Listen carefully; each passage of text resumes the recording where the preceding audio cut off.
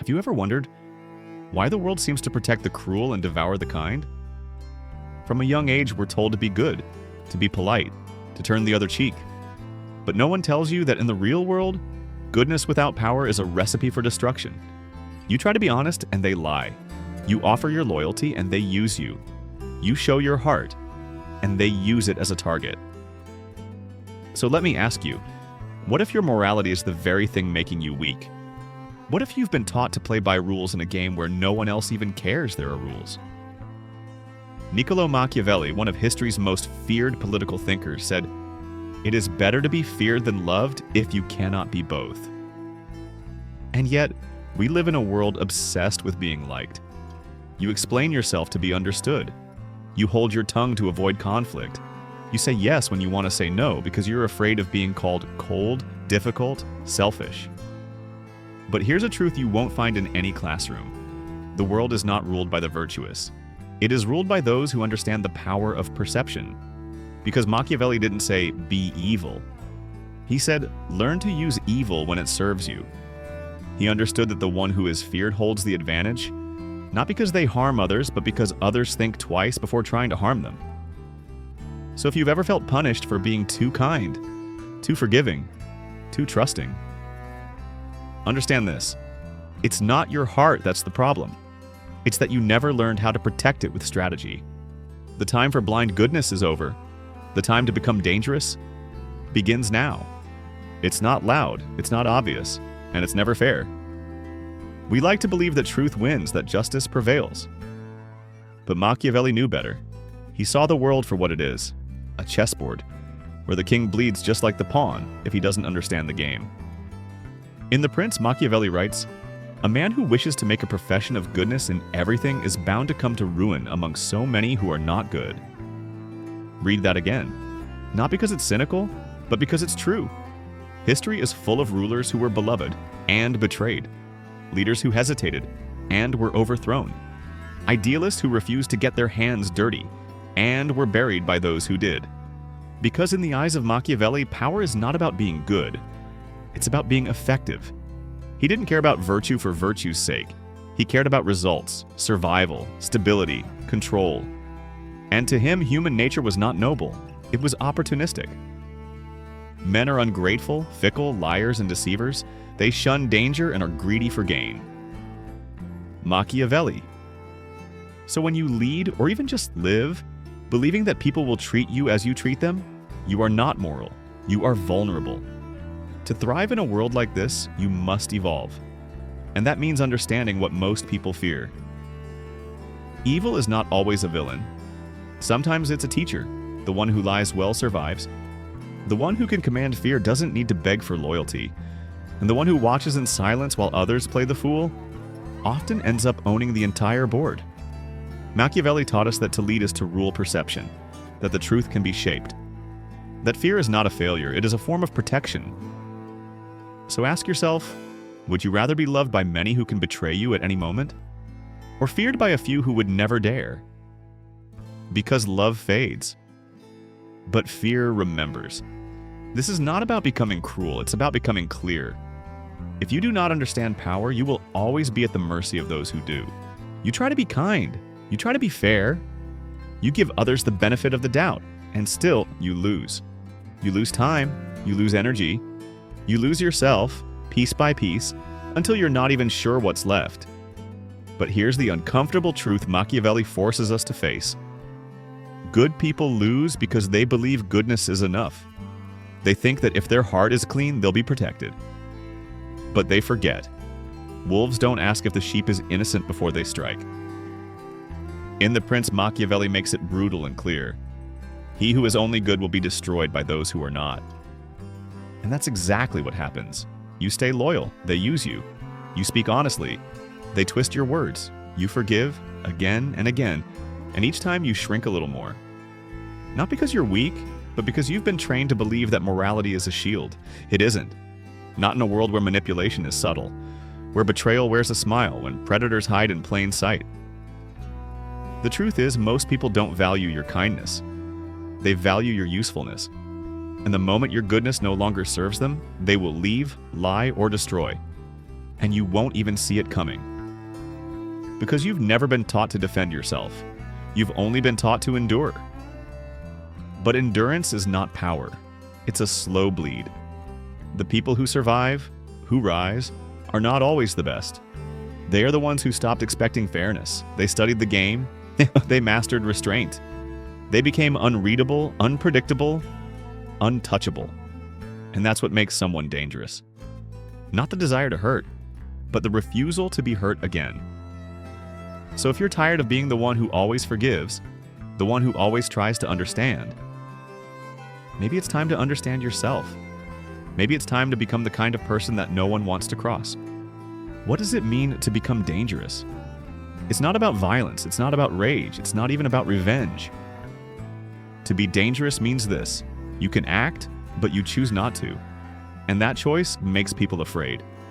Because the most dangerous person isn't the one shouting. It's the one who watches and waits. Machiavelli said that a ruler must be both the fox and the lion, cunning and strong, deceptive when necessary, relentless when required. The lion commands through force. But the fox survives through silence, calculation, and unpredictability.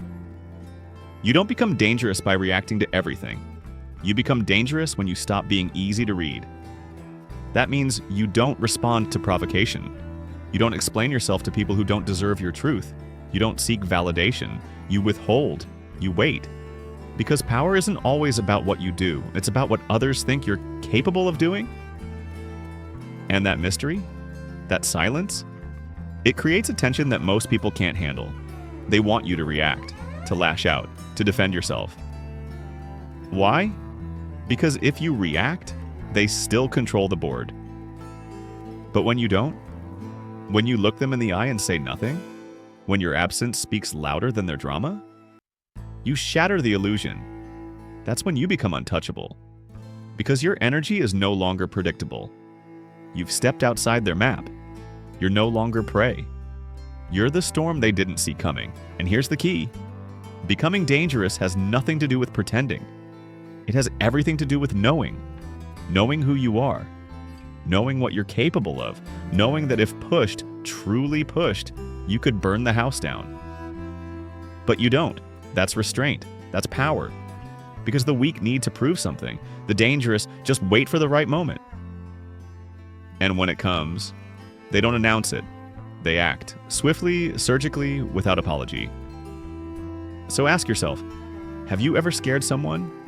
Just by not reacting? Just by walking away? That silence, that withdrawal, it wasn't weakness. It was the shadow of your strength.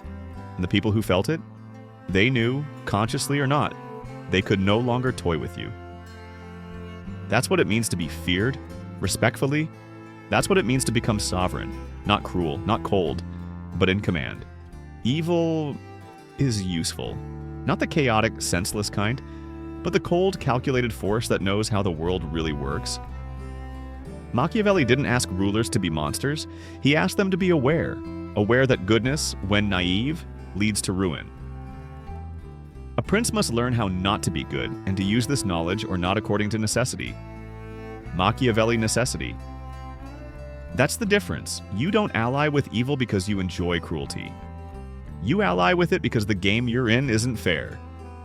Because there are moments, crucial, defining moments, where your survival depends on doing what others won't. The ability to lie when truth would cost lives. The choice to intimidate when kindness would be trampled. The silence that exposes weakness in your enemy more than any argument ever could. This isn't corruption. This is clarity. Evil becomes your ally the moment you stop pretending that everyone else is playing by the same rules. Because they're not. Some people weaponize kindness. They fake vulnerability to gain control. They manipulate guilt, twist sympathy, and use your morality as a leash. When you don't know how to defend against that, you become the weapon they use against yourself. But when you do, when you see the mask behind the smile, the strategy behind the victimhood, you stop being their pawn. You stop apologizing for your strength. You stop shrinking for people who feed off your light. You stand, silent, watching, and in that silence, you become terrifying. Not because you are evil, but because you are no longer innocent.